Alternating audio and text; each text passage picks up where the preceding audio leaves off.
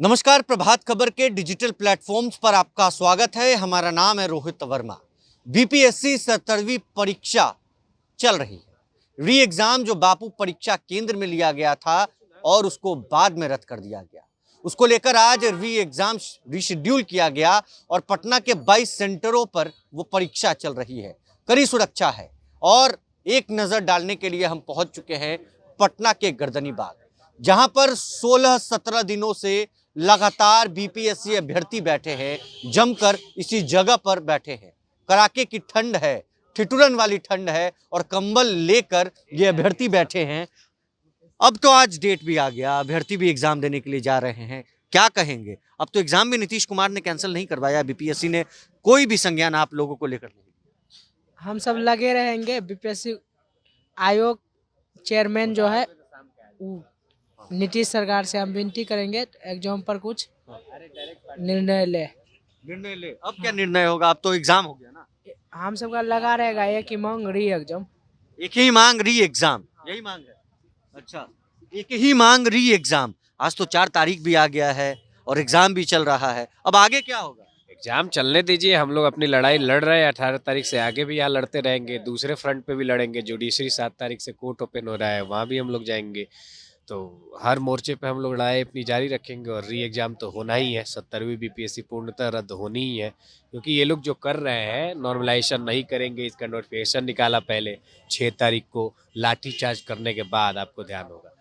और अब ये नॉर्मलाइजेशन को दूसरा नाम दे रहे हैं कि हम स्केलिंग करेंगे। स्केलिंग को मुझे समझाए स्केलिंग क्या होता है। जितना मुझे समझ है उस हिसाब से स्केलिंग मेंस में ऑप्शनल सब्जेक्ट के लिए यूपीएससी करती है। आप प्री में स्केलिंग कैसे करेंगे? उसमें तो ऑब्जेक्टिव क्वेश्चंस आते हैं। आप लोग डर रहे हैं क्या? मैं किस बात से डरूंगा? हम लोग किस बात से डरेंगे? डर नहीं है। आयोग बताए ना कि स्केलिंग कहाँ से आया। सुप्रीम कोर्ट का वर्डिक्ट है ना, you can't change the rule in between the game.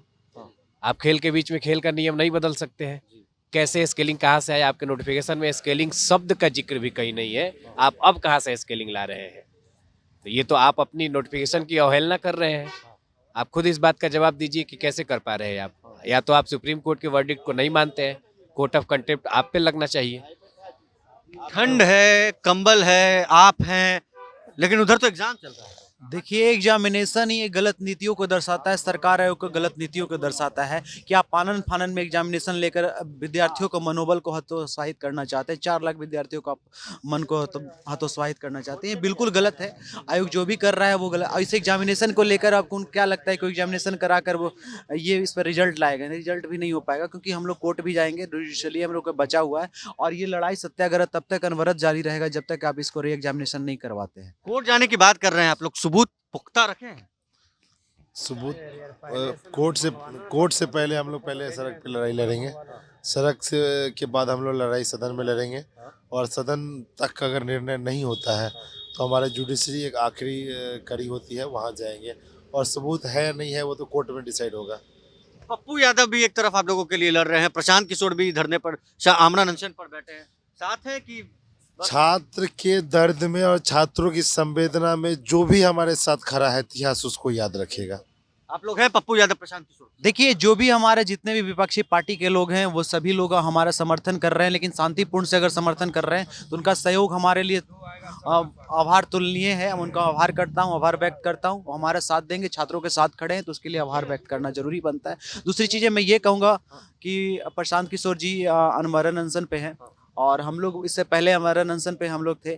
सरकार हमारी चीज़ों को नहीं सुनी। हो सकता है कि प्रशांत जी की बातें सुन ले, सरकार को सुनना ही होगा, क्योंकि चारों तरफ से ये सिर्फ अब छात्रों के मूवमेंट नहीं रह गया, पूरी तरह से जन आंदोलन का रूप लेते जा रहा है। क्योंकि जब जब छात्र आंदोलन बिहार में हुआ, एक जन आंदोलन का रूप लिया ही लिया है। क्या यहाँ पर बैठे हैं और लग रहा था कि री एग्जाम होगा, अब तो री एग्जाम भी हो रहा है। इससे कोई फर्क नहीं पड़ता री एग्जाम से। मैं बता दूं कि उनको कहीं ना कहीं सारे सेंटर पे एग्जाम लेना ही पड़ेगा, क्योंकि हम अगर बात करा जाए, देखिए कहीं ना कहीं सुप्रीम कोर्ट के बात का भी वो अवहेलना कर रहे हैं। सुप्रीम कोर्ट का एक वर्डिक्ट है कि खेल के बीच में खेल का नियम नहीं बदल सकते हैं। और स्केलिंग जो है नोटिफिकेशन में अगर बात करें तो नहीं दिए थे उन्होंने। अगर 6 तारीख को एक नोटिफिकेशन जारी किया, कहा था उन्होंने कि हम नॉर्मलाइजेशन नहीं करेंगे। मैं आपको दिखाना चाहूँगा, उन्होंने कहा था कि हम नॉर्मलाइजेशन नहीं करेंगे। लेकिन स्केलिंग भी एक पार्ट होता है नॉर्मलाइजेशन का ही। वो आमतौर पे यूपीएससी जैसे मेंस में ऑप्शनल सब्जेक्ट के लिए स्केलिंग किया जाता है।